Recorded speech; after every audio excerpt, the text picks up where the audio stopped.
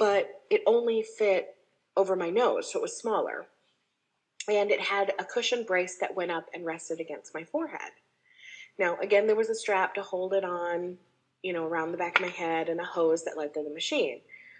So I put it up against my nose or over my nose and rested it against my forehead, and he turned it on, and it was actually better.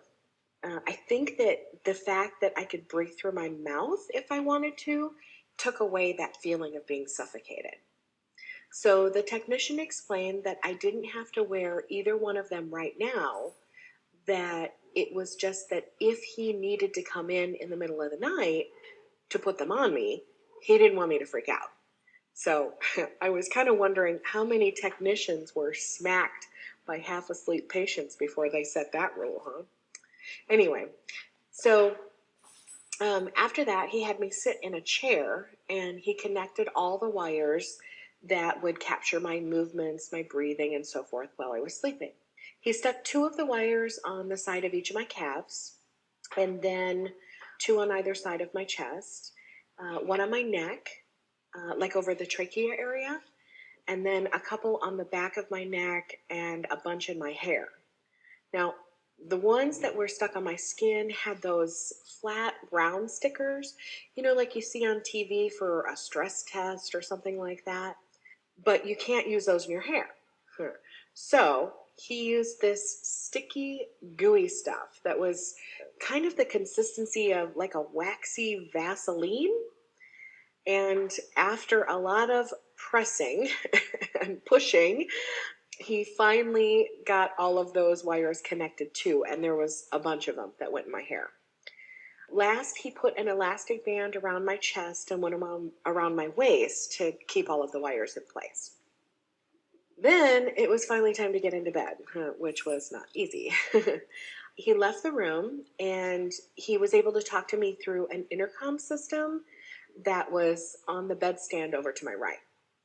So he told me then to lift one leg and flex my foot like I was pressing on the gas pedal in the car. And then I had to do the same thing with the other leg. I had to cough. I had to hold my breath. And then he had me look up for 15 seconds and then look up, down, left, right.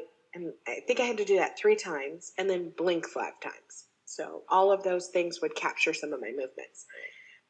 Then it was actually time for me to go to sleep. So the test started, he came in, he turned out the lights, and I actually fell asleep pretty quickly and slept okay.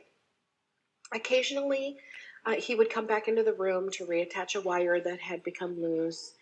I had one on my leg and a couple in my hair that just kept falling out.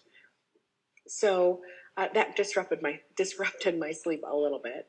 Plus, at one point, he asked me to roll over on my back, and I'm a side sleeper. So he was able to do most of the test with me sleeping on my side, but part of it had to be done on my back. So for the 2 hours or so that I was on my back, I did not get very good sleep.